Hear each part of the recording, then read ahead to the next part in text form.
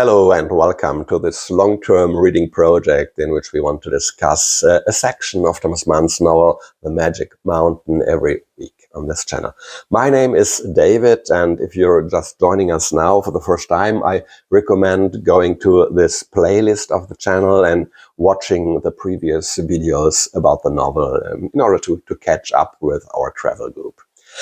In a nutshell, I will not give a synopsis of the respective section of about 30 pages that we read each week, but I will rather assume that those who follow this project have already read the respective section, and what I will do in this videos is I will share with you my observations and ideas and thoughts that came to me during a reading or while doing some additional research and checking background material from various subjects and so on. Okay, this week we read the first section of chapter 5, this section entitled Eternal Soup and Sudden Clarity. And essentially this section now deals in a condensed form with Hans' 3 weeks of bed rest and the monotony of the daily rituals that the patient in bed at the Berghof has to go through. And towards the end, we also see his re-entry into the normal life at the Berghof. And there's also an important evening conversation with Settembrini, during which the division of roles between the two is sort of consolidated, with Settembrini being the spiritual mentor and Hans as his willing pupil or disciple. And I've divided my thoughts on this section into 5 parts. There can't always be 7. So, number 1, the narrative means and their effect. Number 2, the major themes of the novel, time, melancholy, and death. Number 3, Hans, the naive melancholic. Number 4, Joachim, the cultivated pragmatist. And number 5, Settembrini, bringer of light or shady figure. Okay, let's start with number 1, the narrative means and their effect. I think first of all we notice that the narrator shifts into the next gear of the time-lapse mode in this section. Whereas at the beginning of the novel, 30 to 40 pages were needed to describe just a single day.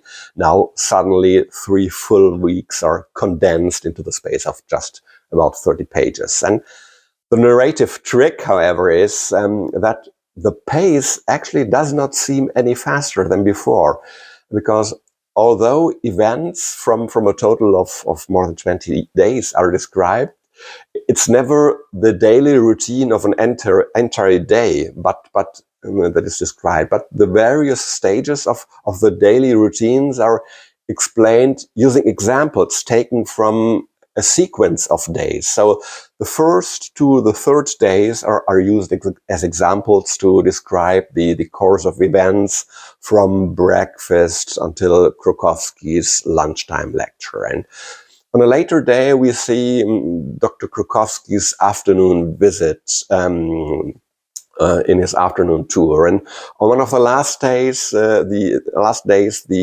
evening scene takes place with the conversation between Hans and Settembrini. So we actually have the feeling that we have only been told about one single complete day, although 3 full weeks have passed in the time actually narrated. So by means of this trick, the narrator evokes the same effect in the reader, the same effect that he describes also in such detail as the very effect on the Berghof patients, namely the effect that in days that are characterized by such a regular monotonous flow of events, the boundaries of the days become blurred as if they were just a single day. And Thomas Mann thus achieves a nice paradox, a nice time paradox, but in an equally paradoxical self-ironization, he again leads us around by the nose on yet another level by claiming right at the beginning of the chapter that he wants to avoid paradoxes at all costs. So once again, a nice game of confusion on several levels. Furthermore, what what I found interesting is that at various points in this section, the narrator repeatedly places small hints in the tone, in the linguistic style, and by use of small illusions that all serve to remind us that this is not just Hans Castorp's story, but a story of a great symbolic, more universal meaning and significance.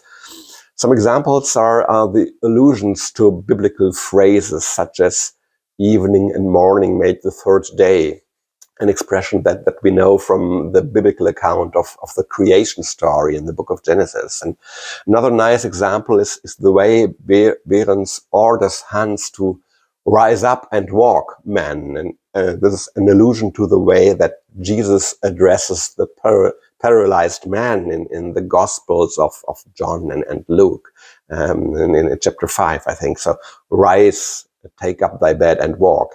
At least in the German original, the phrases used here, they perfectly mimic the biblical tone. I'm afraid this might be less evident in the English translation that I have access to. Also, the way in which Krokowski's sudden appearance at Hans' sickbed is described as if he were a ghost, an angel, or a prophet. This is somewhat weaker or modified, no longer directly biblical, but still with some echoes of ancient mysteries in the tone and in the whole setting. The fact that this has the character of an apparition, like the apparition of a supernatural being, this is explicitly emphasized by the narrator by using this word of apparition, and Hans' horror at this sudden appearance is also emphasized. And I think this horror of people to whom suddenly God or an angel appears, this is also a typical element of biblical descriptions of situations of that sort. You may remember, for example, and in the New Testament, when angels appear to people, they notice people's horror and therefore usually say something like, "Fear not." I'm thinking, for example, of the scene where the angel announces to the Virgin Mary that she will be pregnant, or the angels who appear to the shepherds on the night of Jesus' birth. They usually start their conversation with something like, "Fear not." And the same way we see that also Krokowski starts the conversation with reassuring words by explaining and justifying his sudden appearance, a sudden apparition, explaining this to Hans. And I think this is not just a coincidence. I think these are all deliberate means used by the narrator to emphasize the sort of religious atmosphere, the religious subtext, and most of all the metaphorical, symbolic and metaphorical meaning of the events, and to make the reader aware of it, to keep us aware of it. And the previous video, I already described my impression that this admission of Hans as a patient at the Berghof has the character of an admission to a religious order. And now we see that this is confirmed in the section. This aspect is explicitly emphasized in the section. It's Settembrini is the one who makes it unmistakably clear by emphasizing this analogy in his conversation with Hans. He talks about the dining hall as a refectory, which is the technical term for the dining hall in a monastery, in a cloister. And he refers to Hans as a pious brother whose novitiate is at an end and who has made his profession, that is, who has taken the monastic vows. And this is, but again, it's ironically broken by the fact that he says that Hans seems to him more like a young nun rather than a monk, like a young nun, like, I quote from the text, "a new shorn innocent bride of Christ with martyr-like eyes." I also find it worth mentioning that Hans senses this, but he finds it rather amusing in his usual somewhat naive and superficial, carefree way. I am still laughing at it, he says to Settembrini, and he boasts about his obedience or his subservience to the rules of the order. I quote from the text, I have the rule at my fingers ends, and observe it faithfully. So it seems neither strange nor worrying to him. He finds it amusing, and he gladly submits. And one would almost think that he now expects to receive a bonus point, a brownie, for his docility with which he submits to all the rules of the Berghof order. Okay, now let's get to the point number 2. Let's turn to the major themes of the novel that are touched on in this section. In my opinion, these are the 3 themes of time, melancholy, and death. Okay, we have already said something about time, and I think the entire section is designed as a prime example of the narrator's idea that uneventful times blur into a short amorphous mass, especially in retrospect, in your memory, and that all the days appear undifferentiated, or as Thomas Mann puts it, like an expanseless or dimensionless present. So I don't want to say anything more about that. Let's move on to the second theme, melancholy. Hang on to one's unclear thoughts in the half-light, in the dim light of a room, listening to the music with a half-open mouth. All these are already allusions to Hans' melancholic attitude, I think. For me, the entire mood of this forced respite of 3 weeks in bed, this breathless melancholy from every pore. And this is true of Hans, also of Hans' basic mood, not only specifically in these 3 weeks, but on a much more general level as a basic trait of his character, I'd say. Settembrini describes this in his usual precise way, defining the basic mood of Hans' character with words that can also be read as a description of a sensitive melancholic. A quote from the text. He says that the early and repeated contact with death developed in you a tendency which made you sensitive to the harshness and crudelty, let's say the cynicism of our everyday worldly existence. I think this very nicely describes Hans' soft character, which is made up of sensitivity and melancholy. I'll come back to the characterization of Hans in the third section later on, but let's first talk about the third central theme of the novel and of this section, which is death. Of course, death as a real threat is omnipresent in the whole novel and this chapter too. And when Hans regularly asks Joachim almost anxiously whether there have been any changes or departures among the patients, this could, of course, be his hidden interest in Claudia Chauchat, that he fears that she will leave.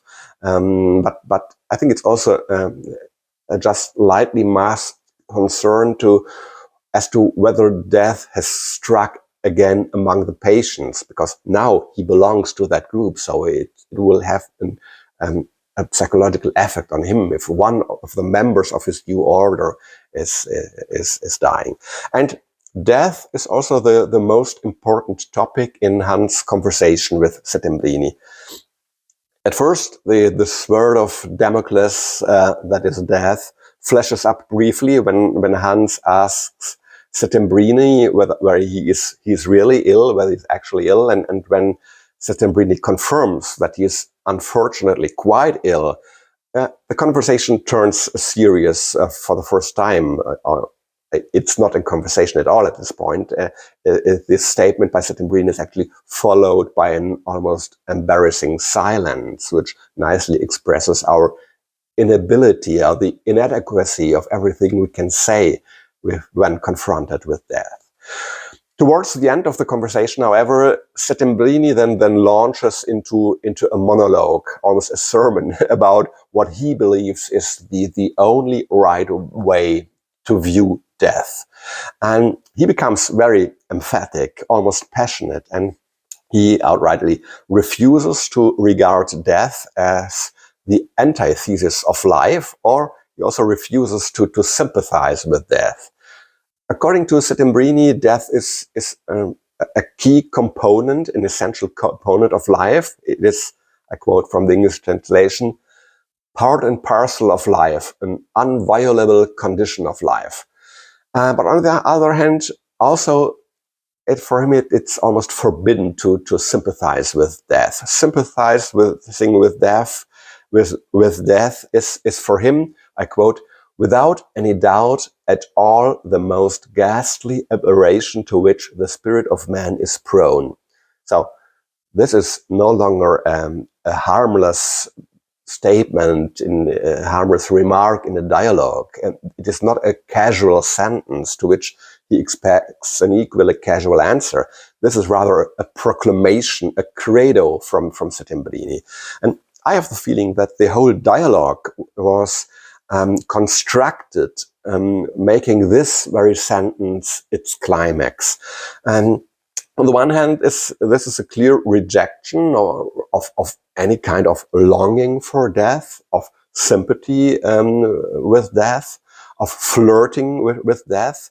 And I think, in other words, it's also a rejection of the attitude that had still pervaded Thomas Mann's previous work, his novella Death in Venice. And I think we can therefore see that also Thomas Mann is preparing to change his own attitude towards death.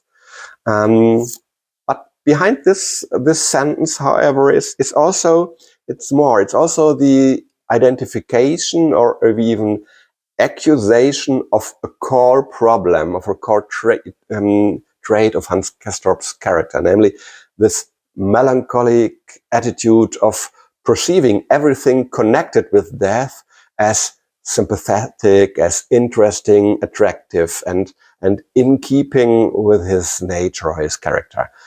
And so now we are moving towards my third point, Hans' character, because I think this is the naive melancholic, because I think this is really one of Hans' main character traits, the melancholy, the being fascinated by death.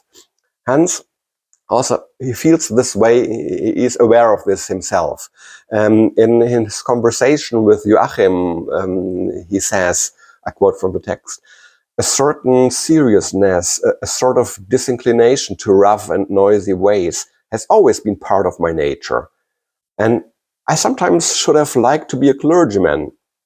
So, not out of theological interest or of pastoral interest, but because I took such an interest in mournful and edifying things. A black pall, with a silver cross on it, or R.I.P., requiescat in pace. That seems to me the most beautiful expression. I like it much better than he's a jolly good fellow. R.I.P., rest in peace. That seems to be the right motto for such a melancholic being like Kant, meaning not just death, rest in peace, but also alive in peace without any toil or any hard work, without too much stress, just with enough free time to smoke and to enjoy your free time. I think we have already discussed that for Thomas Mann, irony is an important stylistic device for expressing melancholy. Irony in this particular form that often opposites are emphasized next to each other, or that opposing positions or ideas appear together in one statement, each one negating the other, which also partly underlines the inner conflict of the melancholic person. And we also see this beautifully demonstrated in Hans and in his behavior, and in his feelings, emotions.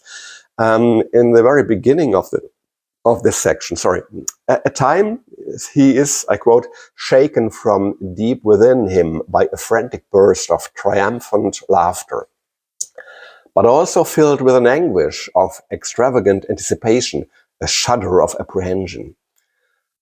However, we see that also some Other character traits of Hans come to light. At the beginning of the section, he is described as almost enjoying the new situation, and he almost takes on an arrogant, domineering character trait, characterized by a high sense of entitlement, I would say. He resides in his bed like a monarch, having his morning routine in the presence of his underlings, a ruler whose servants watch him wake up and assist him in his morning routines, and who report on the latest news and events in the kingdom. That sort of picture comes to my head when reading the description of Hans residing in his bed. So he graciously accepts the music that is presented to him through the open window as if it were an obeisance due to him. And he becomes really demanding, sort of arrogant. I am lying up here paying full pension. I am entitled to have all that is going, he says. And he starts ordering Joachim around. So he treats, sometimes he treats Joachim like a valet. Okay, but on the other hand, his intellectual level is in complete contrast to this monarchic behavior. We see this nicely in his conversation with Settembrini. He repeats just like a parrot Berend's remarks about the effect of air on the health and on the tuberculosis. And Settembrini is a clever guy, so it really immediately recognizes the source of this quote, and he immediately responds in a clever way with a couple of anecdotes about Berends, and anecdotes that should terrify anyone who thinks just one or two steps ahead, because Settembrini exposes what a charlatan he believes Berends is.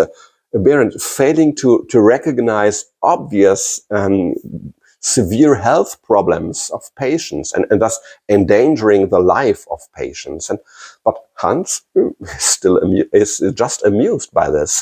He finds it highly entertaining what Settembrini tells him, and Settembrini has such a nice way to phrase things. And Settembrini does not just discredit Berends as a person, but Settembrini discredits also the entire portfolio of diagnostic methods used at the Berghof, like the X-ray and the way that X-rays are interpreted at the Berghof. But Hans remains unimpressed.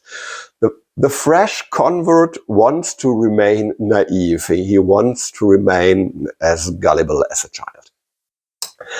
And he allows himself to be led around by the nose by Settembrini, even in the field of elementary logic. I quote something that Settembrini says, "It is a phlegmatic race of people in your part of the country, is it not? But energetic, certainly," says Settembrini. And yeah, phlegmatic or energetic, these are actually two completely irreconcilable opposites of character traits. But Hans doesn't even notice. Oh yes, very energetic, he confirms. He doesn't even notice that Settembrini is playing with him, almost mocking at him. I can just imagine Settembrini's smug smile, an inner sort of smile, as he's playing with Hans, as he's playing with this naive imbecile. Okay, so to Hans' credit, we must say that he also shows some sympathetic sides when he admits how superficial the Hamburg society is, how much it is dominated by arrogance and callousness and a simply materialistic worldview. I quote something that Hans says. He says, "If a man does not serve the best and dearest wines at his dinners, people don't go, and his daughters are left on his hands. That's how they are like." So from a distance, he feels horror at the world he has just left behind, and he really distances himself. He doesn't say that's how we are like, so that's how they are like. So he has already detached himself mentally from that world of the Hamburg society, and that makes it all the more necessary for him to make himself at home on the Berghof in this supposedly ideal world as his new home, because everybody needs a place where to belong. So if he has distanced himself from his roots in the Hamburg society, he needs to be well integrated into the society at the Berghof. Let's move on to number 4, Joachim, the cultivated pragmatic. So Joachim really he's quite different. He only plays a small but likable supporting role in the section. And Joachim actually strikes me as one, if not the only, true and cultured people in this sanatorium. He is very honest, and he thinks very matter-of-factly, practically, pragmatically, and he always remains friendly and civil and accommodating towards Hans. He's the one who thinks, who takes on charge, who thinks logical about the next steps that now have to be taken. So the relatives and the employee have to be notified, and clothes and shoes, and in particular winter clothing, have to be bought, and money will have to be sent, and so on. Hans doesn't care. He needs Joachim to push him into action to make some of these things happen. So compared to Hans, Joachim is the real cultured and honest person, I think. And he's really incredibly sensitive, also with a very sensitive conscience. He feels embarrassed by the whole situation. And certainly on one hand, he feels that partly because he feels partly responsible for Hans' situation, and he says so openly. But behind this reluctance to openly discuss the situation with Hans, which is stated in the beginning of the section, I think there may also be something like a slight doubt as to whether Hans might have some unclear, dishonest, or some concealed, some hidden motives for so willingly accepting the role of a patient. And as it has been so often the case in the relationship between the two, I think it's particularly interesting to note what is not said between them. We have already seen that in the beginning, when they greeted each other, they don't know how to address each other. They're not able to speak about Joachim's infatuation with Marius. Yeah. So there are many things that they are not able to talk about. And I think looking at their dialogues, so with that perspective, what is not said between them, it might be interesting. And I hope that still we will get to know Joachim a little better over the course of the novel and be able to assess his and appreciate his character more deeply. Let's move on to point number 5. Settembrini, is he a bringer of light or a shady figure, or both? I think I've already said a bit about Settembrini in this section, but I would like to shed light, pun intended, on a few more aspects. Settembrini brings light into this cozy, dimly lit cave where Hans has made himself comfortable for these 3 weeks, and he's bringing light in the very literal sense. So he turns on the light, the room light, and it's also true on a metaphorical level.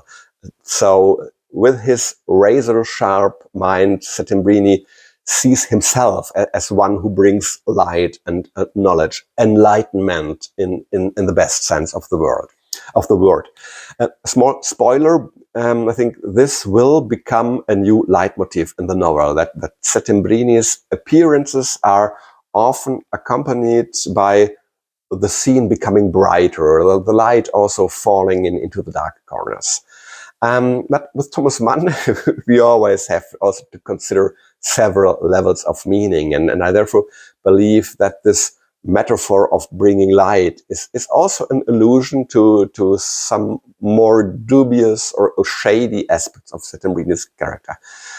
Let me explain. He has already been called Satan several times in the beginning, Satan, the devil. And another name of the devil in the Western tradition is Lucifer. So, and Lucifer, literally translated from Latin, means the bringer of light. In the Christian tradition, Lucifer, that was the original name of an angel, because Satan had been an angel before, according to the tradition, and then he turned against God, and then he was rejected. But his previous name, according to the tradition, had been Lucifer, so the light bringer, the one who brings light. And so this makes also sense to think of this name for Settembrini and this character of this slightly diabolical character trait.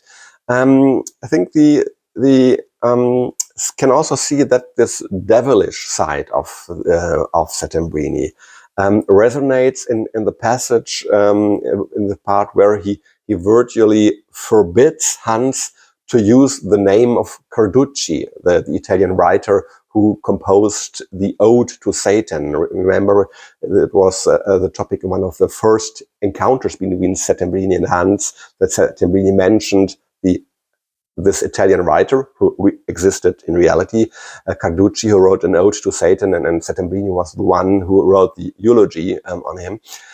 So this Carducci is strongly related with the figure of Satan, with an Ode to Satan. And so this name of Carducci does not belong in the mouth of a newly minted monk like Hans. For Settembrini, that would almost be blasphemy.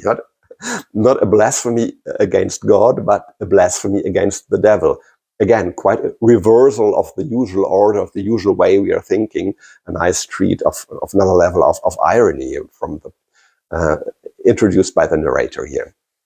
So, and like a diabolic, like a satanic seducer, now Settembrini also suggests to Hans that Hans should entrust himself to Settembrini's spiritual guidance, leadership, mentorship, you name it. And when Hans hesitates, Settembrini follows it up by making it more compelling, more seductive, completely sine pecunia, so that means without payment. And by using this quote, sine pecunia, he is of course imitating a quote, a statement that Behrens had made to Hans. So he is presenting himself as an antithesis of Behrens, but at the same level. And Hans takes the deal. So in doing so, Hans naturally enters into a massive field of tension, probably without realizing it. On the one hand, he submits to Behrens' rule. On the other hand, he makes the arch enemy of Behrens, Settembrini, his first advisor and mentor. And I'm curious to see what this what sort of internal and external conflicts this double engagement will lead Hans to. Okay, that brings me to the end. I think it was a very interesting section, although at a first glance it seemed rather uneventful, almost like a little break at a resting place that the narrator gives us while walking up the Magic Mountain, because not very much happens on the outside, but at a second look, a lot has happened here on the psychological level, and the major themes of the novel have been spun out further, and we see new entanglements approaching Hans, of which he himself is probably not yet fully aware, but which will definitely bring a number of elements of tension and complications for the rest of the plot, I'm sure. So I hope it was also entertaining and interesting for you, and I hope I've been able to give you a few pointers for further reading or for a rereading of that section. If so, please give the video a like. This will help tremendously to ensure that YouTube suggests this video also to other potentially interested viewers. And yeah, please let me know your thoughts on this chapters and on my interpretation in the comments, and I look forward to the discussion. The next video will be released around October 13th, and it will focus on the second and third sections of chapter 5, the sections with the title Sudden Enlightenment and the section with the title Freedom. Until then, take care, have a lot of fun reading this novel or any other stuff, and take care, bye-bye, and ciao.